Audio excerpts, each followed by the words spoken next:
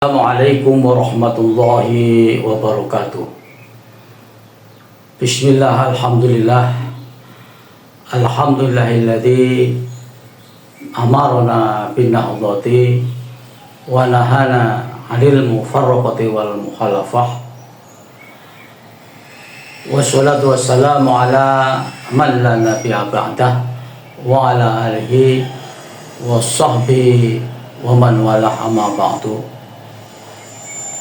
Hadirin sebangsa dan setanah air Indonesia yang saya cintai dan saya banggakan, sehubungan dengan metodologi pengungkapan penulisan sejarah perjuangan perintis kemerdekaan Indonesia, negara kita ini yang kita cintai dan kita banggakan. Alangkah baiknya kita tidak memakai literatur yang dibuat oleh pemerintah kolonial Belanda, karena sejarah yang ditulis oleh pemerintah kolonial Belanda tentang sejarah tokoh-tokoh perintis kemerdekaan Indonesia khususnya mengandung narasi politik yang kental, yaitu menyingkirkan sejarah yang asli diganti dengan sejarah yang palsu guna menghilangkan jejak sejarah pahlawan kita yang banyak mengandung pendidikan politik yang hebat dan suri tauladan yang amat sangat baik. Hadirin pemirsa, para pecinta tanah air, karena negara kita ini negara yang terdiri dari banyak pulau dan sangat luas wilayahnya, maka saya ambil contoh sebagian sejarah yang dipelintir dan digoreng oleh pemerintah kolonial Belanda. Contohnya antara lain, ya, ini saya ambilkan contoh tingkat nasional satu dan contoh tingkat daerah satu. Antara lain sejarah di Pekalongan. Sejarah di Pekalongan itu dalam sejarah Adipati atau Bupati pertama Pekalongan yang ditulis oleh pemerintah kolonial Belanda adalah bernama Bupati Tan Kwijan. Bupati Tan Kwijan yang dikatakan oleh Belanda sebagai orang keturunan Cina yang beragama Nasrani atau Kristen. Padahal dalam sejarah yang ditulis oleh ulama atau kiai-kiai Pekalongan bahwa Bupati pertama Pekalongan adalah bernama Pangeran Aryo Tidjandingrat. Ini jelas dipelintir, ya, karena untuk menghilangkan jejak sejarah Pekalongan. Padahal Pekalongan itu wilayah santri. Kok nyampe bupatinya seorang Kristen, ini kan tidak logis. Tapi ini ulah pemerintah kolonial Belanda. Pangeran Aryo Tidjandingrat ini kader dari Adipati Kendal, dan Pangeran Aryo Tidjandingrat adalah seorang muslim yang soleh dan ahli agama. Beliau Adipati Pekalongan ini kalau pagi pakai belangkon, ya, beliau pakai belangkon sebagai seorang adipati bawahan pemerintah kolonial Belanda yang kesannya seakan-akan sebagai anteks Belanda.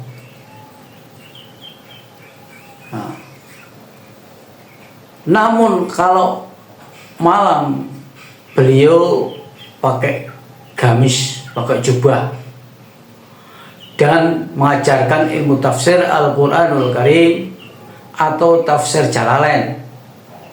Dan beliau mempunyai menantu seorang habaib dari kalangan Mbak Bud yang keturunannya masih ada sampai sekarang.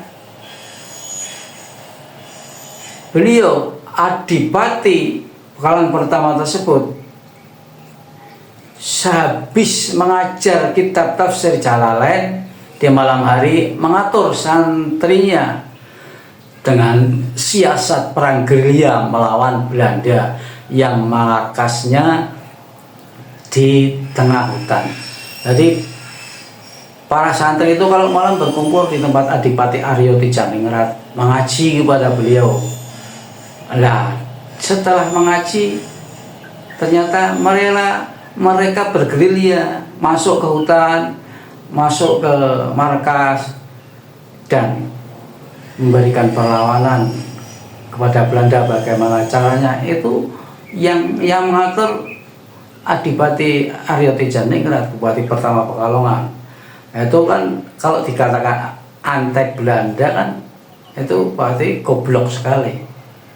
Ya.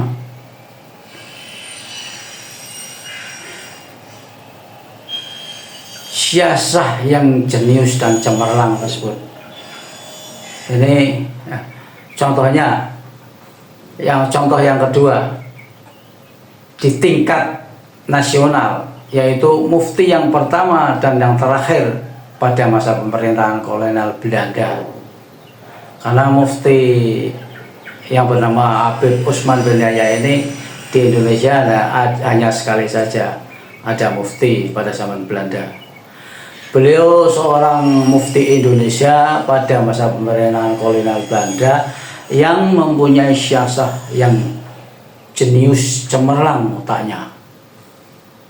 Sebagai politikus pribumi. Nah, ini mengapa saya katakan politikus pribumi?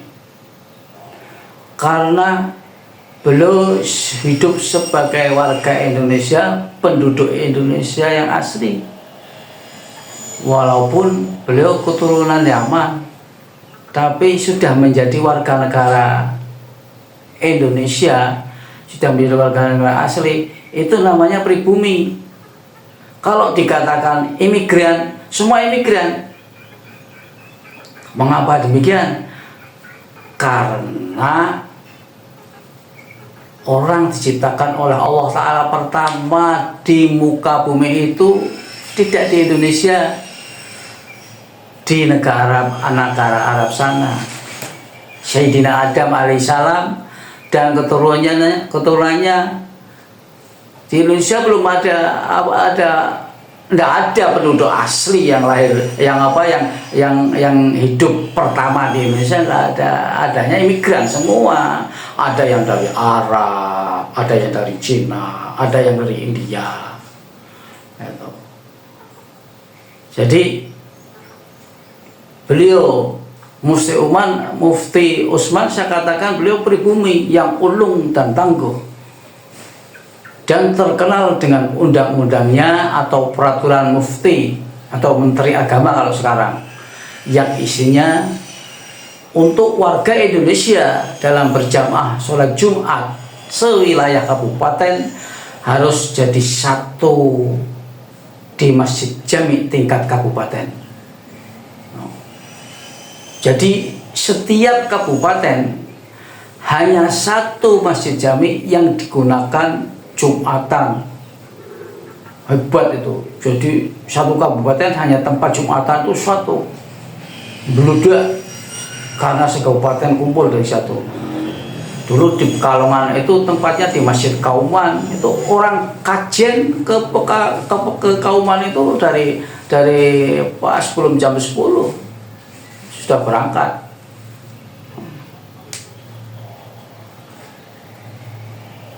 Jadi setiap kabupaten hanya satu masjid jami yang digunakan Jumatan. Ternyata di balik peraturan tersebut, Habib Usman bisa menyatukan para kiai sekabupaten pada tiap-tiap Jumat untuk mengatur siasah baik jangka pendek maupun jangka panjang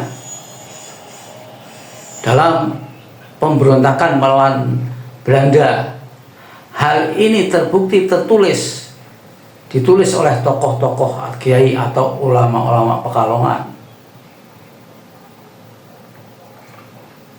Jadi yang mengatakan Habib Usman dan para tokoh perintis kemerdekaan sebagai antek Belanda adalah bohong atau hoak, atau orang yang tidak mengerti sejarah.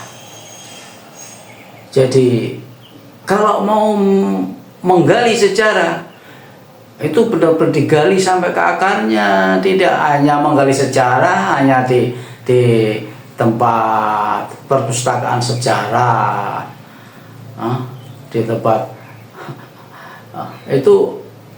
itu hanya yang ada di perpustakaan sejarah kolonial Belanda, itu buatan Belanda. Jadi kalau yang mengatakan Habib Usman dan para tokoh-tokoh perintis kemerdekaan sebagai antek Belanda adalah bohong atau hoak.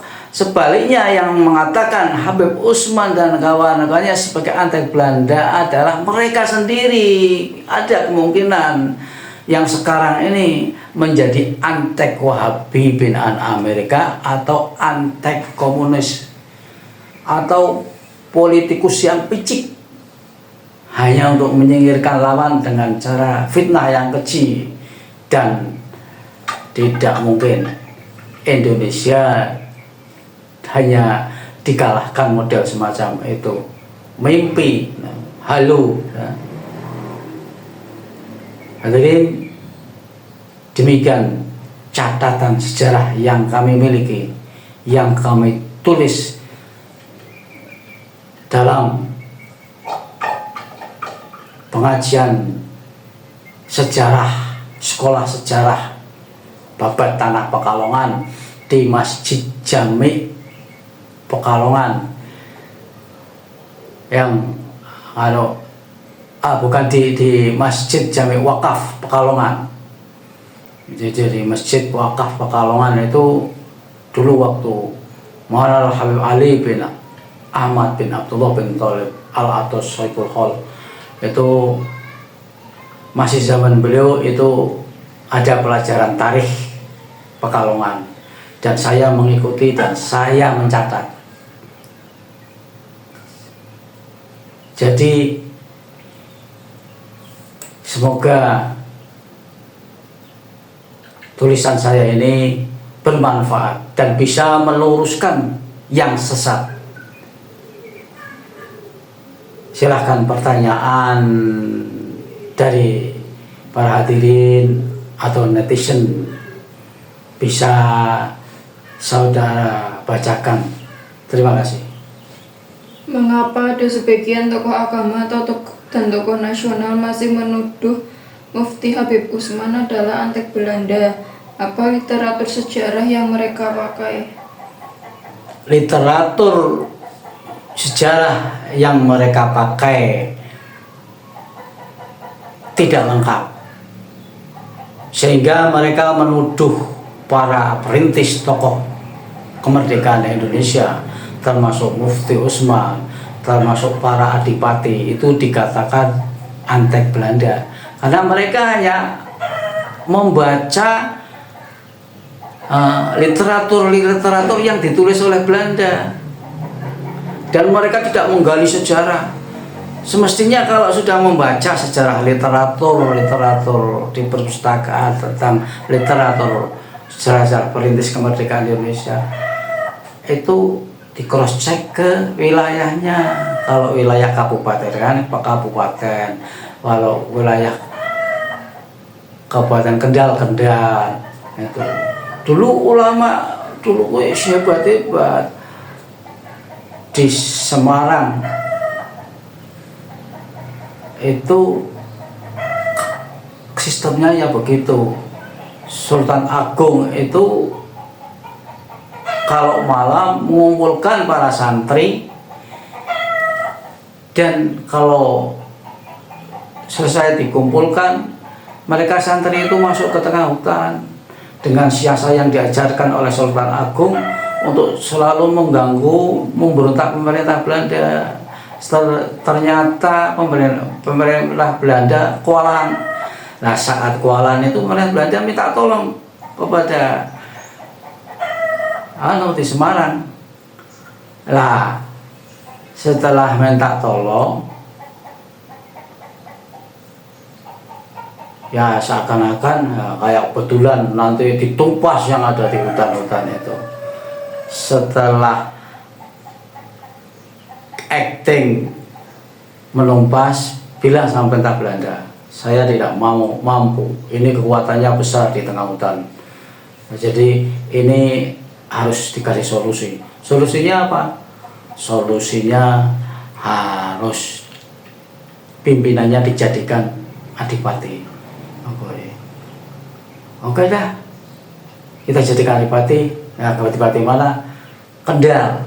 Di Kendal jadi adipati. Ini binaan Sultan Agung. Ini bukan antek Belanda. Sultan Agung itu, Sultan Agung ini perintis kemerdekaan yang ada di bawah kekuasaan pemerintahan Belanda, mungsuh dalam selimut oleh Belanda, mungsuh dalam selimutnya Belanda.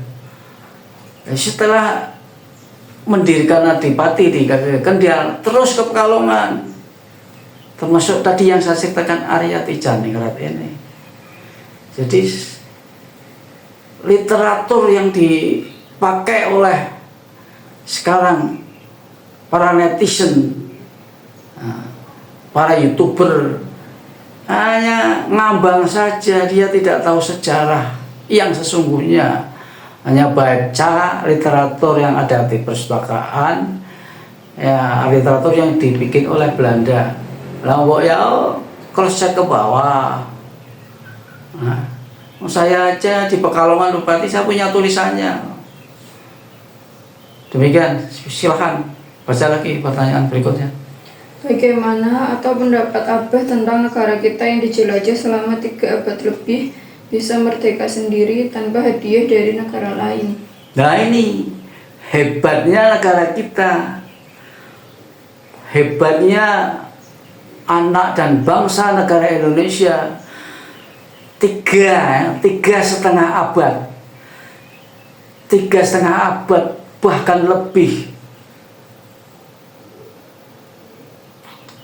dijajah oleh Belanda, mentalnya tidak lumpuh. Karena apa? Mereka para ulama, baik yang bekerja merintis perjuangan kemerdekaan melawan Belanda, yang ada di luar garis pemerintahan maupun yang ada di dalam garis pemerintahan, yang seakan-akan sebagai antek Belanda, itu mereka mengatur siasah sampai merdeka dengan ilmunya tasawuf yang dominan, tauhid yang dominan. Mereka tidak merasa lemah, merasa kuat, selalu merasa saya bersama Allah Ta'ala. Jadi tidak ada yang ditakuti dan tidak mempunyai mental yang lemah. Jadi makanya Indonesia itu kader generasi yang menebar faham rahmatan lil alamin, menebar Islam Ahlus Sunnah wal Jamaah. Demikian. Masih ada pertanyaan? Nah, sampai di sini dulu, bisa berlanjut pada pertemuan berikutnya. Ila liqa wa lakum minkum wassalamualaikum warahmatullahi wabarakatuh.